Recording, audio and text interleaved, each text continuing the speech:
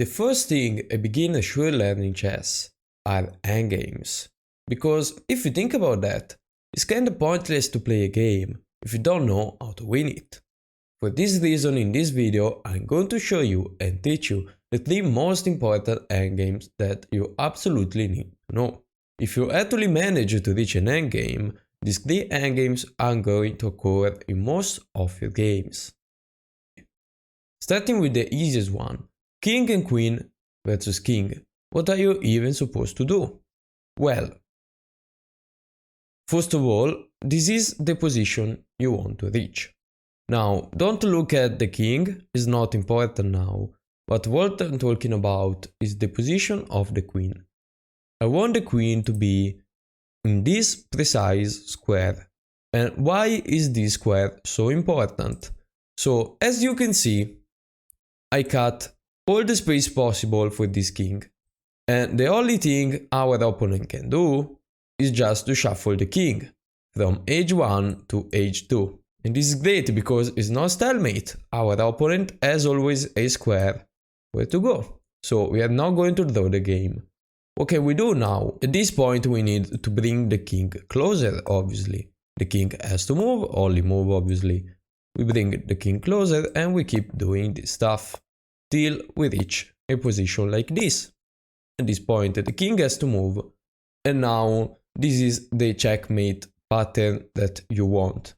When you have the chance to put the queen in front of the enemy king and the queen appears to be defended, you can do that and it's mate. So what I'm talking about, if in this position I put the queen not there, but in this position, in front of the king, we say that the queen is kissing the king. This is checkmate. And why is this checkmate? Because as you can see, first of all, the queen is defended, so the king can't capture the queen. So remember to defend the queen, first of all, otherwise you just lose a queen for no reason at all. And the queen is covered in all these squares. Well, but we don't care about this file, we just care about this, and this, and all these squares are covered, which means that wherever the kings go is going to get eaten. For this reason is checkmate. And now that we know the checkmate patterns, what we need to know is to bring the king on the file that we want and to cut all the space possible for him in order to leave him with just 2 squares where to go. Now, we can do this on every side of the board, honestly. So instead of bringing the king on this file, we could bring the king on this rank. So in order to show you, I'm going to bring the king on this rank. It's the same thing, nothing is going to change. So be careful, stay focused, and let's start. By the way, I'm playing against Stockfish at maximum level, so I show you that this is obviously completely winning, and it's also because, you know, I hate Stockfish, so this is going to be a really good feeling. So what we need to do now is to cut all the space possible. For this reason, we can play Queen on e2. And remember, you don't have to use the king, which is a really good thing. We absolutely don't have to use the king. We can cut all the space possible with just the queen. So for this reason, it's pretty simple. You just have to remember that you don't have to move the king. You just have to move the queen. You just have to put the queen on this square or this square if we want to give a mate on this file, for a simple reason, because if the queen is on g4, as you can see there are these squares on g4, the queen controls all these squares and the king can just shuffle. If instead we have the queen on g5, as you see, is easy to see where the queen has to go. Just count till 3, 1, 2, 3, and the square after that is the square where the queen is supposed to be. So let's say the queen is on g5, control these squares and these squares, so the king can just shuffle. And on this rank, it's pretty much the same thing, but you just have to count on this side and on this side. So you want to have a queen on 7 and on e7. Because if I have a queen on d7, I control this and the king shuffle. And if I have a queen on e7, I control this and the king still shuffle. That's pretty simple, isn't it? So for this reason, I'm going to take even more space. Now this is important. If you can't, just put the queen in front of the king like this, because as you see, I'm building basically a shielded wall and the king can't pass me. And I keep doing this, can't really pass me. You just have to go back or go this way, for example, but at this point we can keep gaining some space. If we play the same move, the king has to move again and it changes absolutely nothing. So I said that it's still pretty easy to do this just with the queen, so we can play this. By the way, if you want to bring the king instead and you think it's easier, it's a thing that you can try, but I'm just showing you that it's pretty simple to do this just with the queen only. So I mean, I think it's easier for you to understand playing like this, but I don't know. Now I can still play this and hoping that it's going back. If it's not going back, I'm just going to cut more space. I'm just doing this because maybe it's faster. I don't know what Stockfish is going to do. Yeah, if he doesn't want to go back, we are just going to cut more space. And as you see now, this rank is completely cut off and it keeps doing this stuff. Instead of doing this at this point, it's just much faster to play a move like this. And in fact, we can play this move. And now it's going this way because it's the only thing it can do. And now we can put the queen on e7. And as you can see, we have the queen on e7 as we wanted. You just have to count 1, 2, 3. So there are 3 squares of distance. So the queen is good. And if you want to be more logical about that, control this, and the king just shuffle. If the king just shuffle on 2 squares, it's the right square. And at this point, you could also remove everything, but I can't. I really would like to. You just have to put the king on this square, just in order to have the king in front of the king. And we can deliver this beautiful mate with the queen kissing the king. Pretty easy, isn't it? Let's see the second endgame. Now this endgame is a bit more complicated because we also need to move the king, but you will see that actually it's a pretty easy endgame to win, and I'll show you how to do that. But first of all, we need to see the checkmate pattern. So in this position we want black to play, black has to move, obviously. He plays king on h2 and gets mated. Now, why? So in this position, in order to win, as you can see, is pretty much the same thing we did with the queen, but the rook is less powerful, so we also need the king.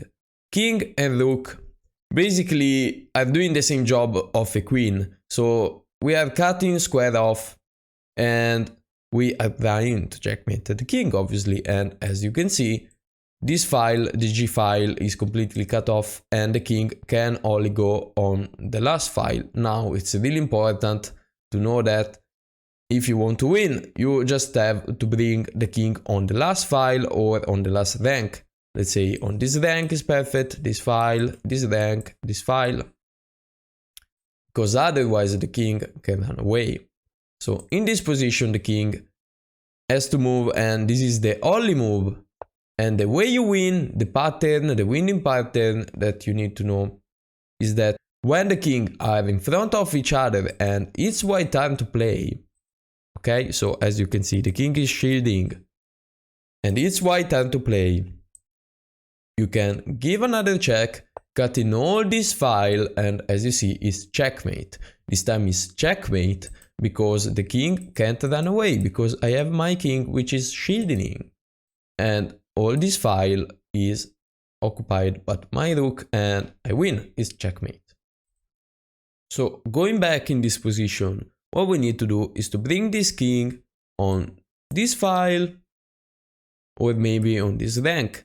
In this position is much more simpler to bring the king on this file, so I'm going to do that. And again, still playing against Stockfish, and yeah, it's beautiful. So what we need to do is cutting the king off. we need to cut some space. Because if I, let's say, move the king now, the king is going to move this way and the king just wants to be in the center because this way I can't mate him and there is absolutely no way. So for this reason I have to cut him. I could cut him this way, but this way is more clever. Why? Because in this way my king can also be used. The other way not, because the king is too far. So we can keep cutting space if they allow us, and we are cutting files away from the black king. Now the rook is under attack, so obviously makes sense to move it. Let's keep the rook on this file because obviously we still want to cut the king off, and I just move the rook as far as possible, honestly, and makes a lot of sense. Now what we need to do now is bring in the king, because as I said, we want the king to be in front of each other. We want the opposition. The opposition happens when the king are just in front of each other, as simple as that.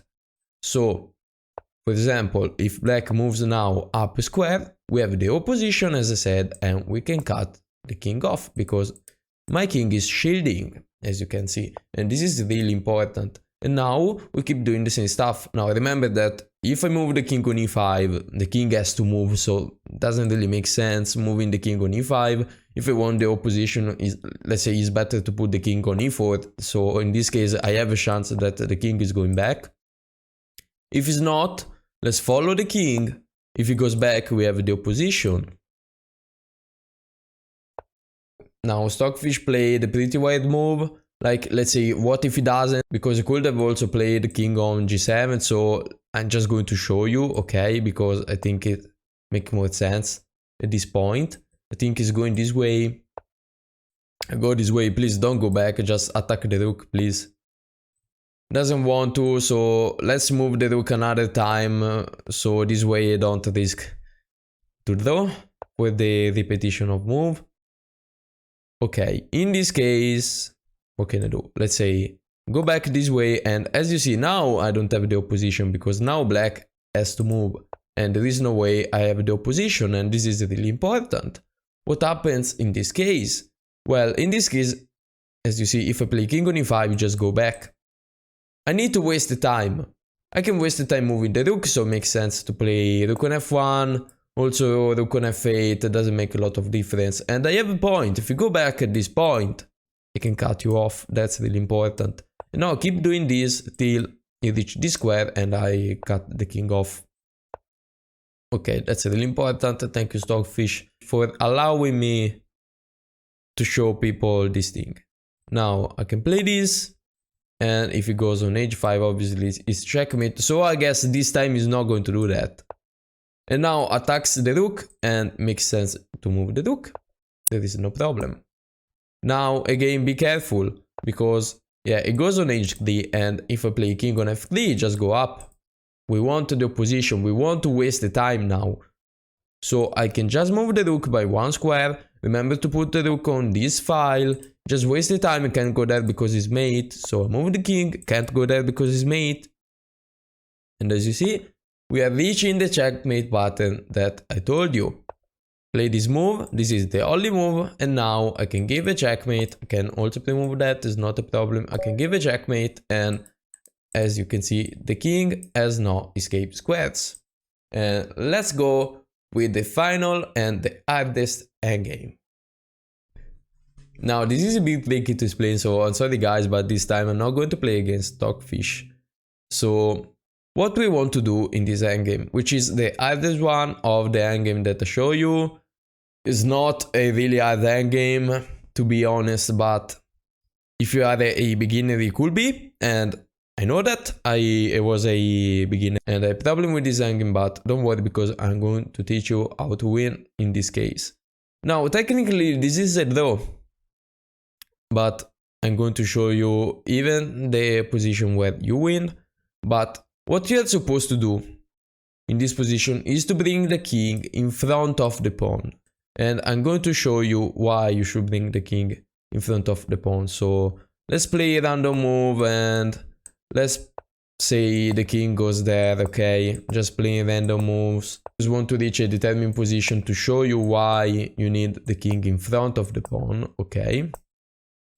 So now the king is not in front of the pawn.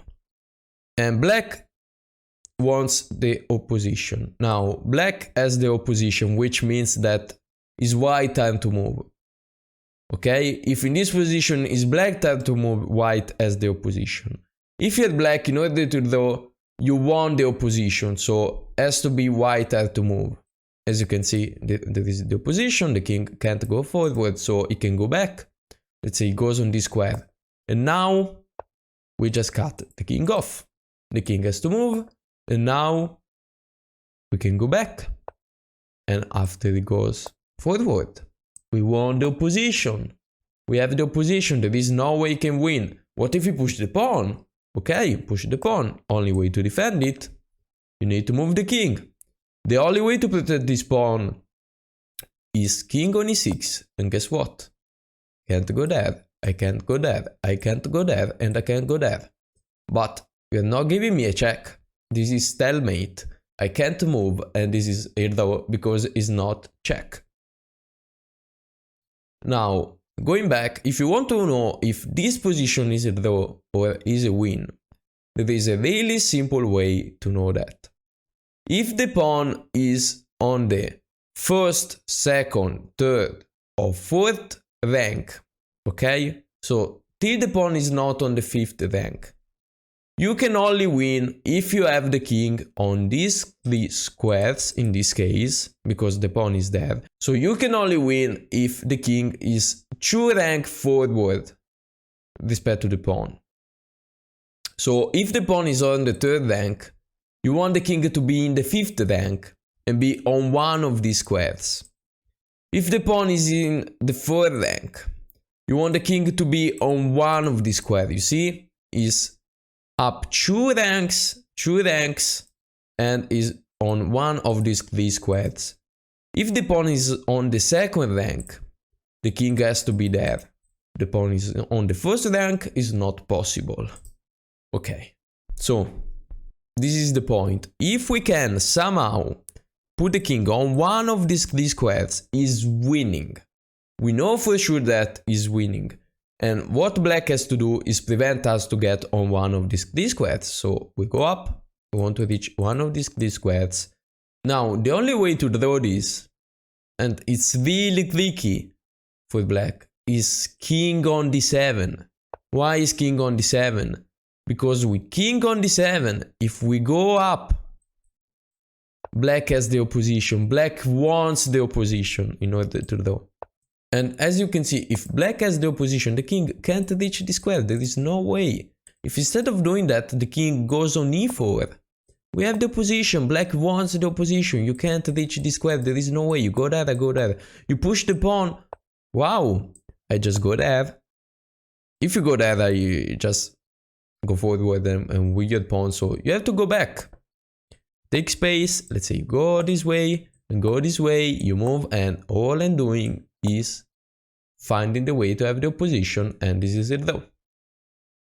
Now let's say black plays something else. Okay, so I play this. There is only one drawing move in this position, so let's say he plays king on d6, and now it's different. Now it's different because now white has the opposition. It's not black that has the opposition. So let's say I play this move, only move basically because, you know, you want to try to be there, to be close to the pawn. But now, white king has the opposition, the king moves. And we reach actually one of these 3 squares, which means it's winning. And how are we going to win? If the king comes closer, okay, we just give a check. It goes this way, and we have the opposition on this side. You can't move, we are shading the pawn, and we are basically building a path in order to make a queen, okay? We're building this beautiful path for our pawn. Now, if black plays king on f7, if we play, for example, king on d7, you can just go back, so we basically shuffle. It's kind of pointless, so instead of doing that, we can just play e5, okay? At this point, it goes there, and we find that the opposition is black tired to move, black has to move somewhere, and as you see, we build this beautiful path, and now there is no way the pawn can be stopped. There is no absolutely any way to stop the pawn. The other thing you need to know is what happens if the pawn is on the 5th, 6th, 7th or 8th rank. What is the difference? The difference now is that in order to win, we don't need the king to be on these squares, so up 2 ranks. We just need the king to be up 1 rank. So in this case, we just need to reach one of these 3 squares. If the pawn is on d6, one of these 3 squares, it's enough to win. Obviously, you can also reach these squares in this position. It's also winning, obviously, but you just need one of these 3 squares. And in this case, if it's white tired to move, okay, if it's black tired to move, it's a draw. Because we can't reach these squares, because black is going to play king on d7.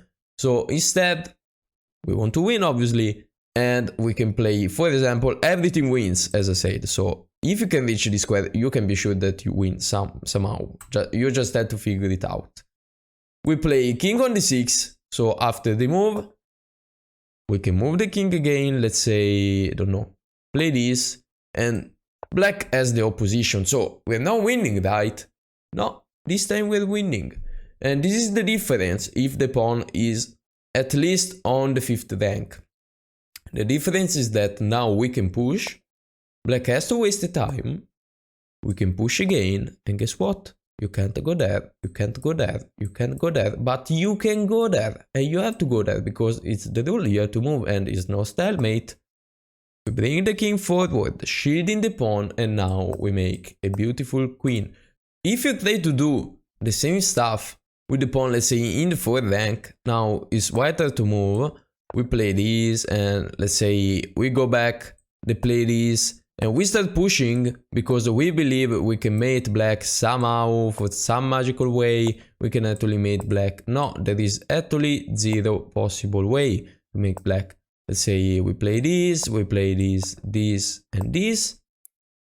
This time it doesn't work, because if we play this, black has to move, and we go on d6 and the stalemate, so it doesn't work. It just works if the pawn is at least on the 5th square and we have the king on these squares, if the pawn is dead, for example.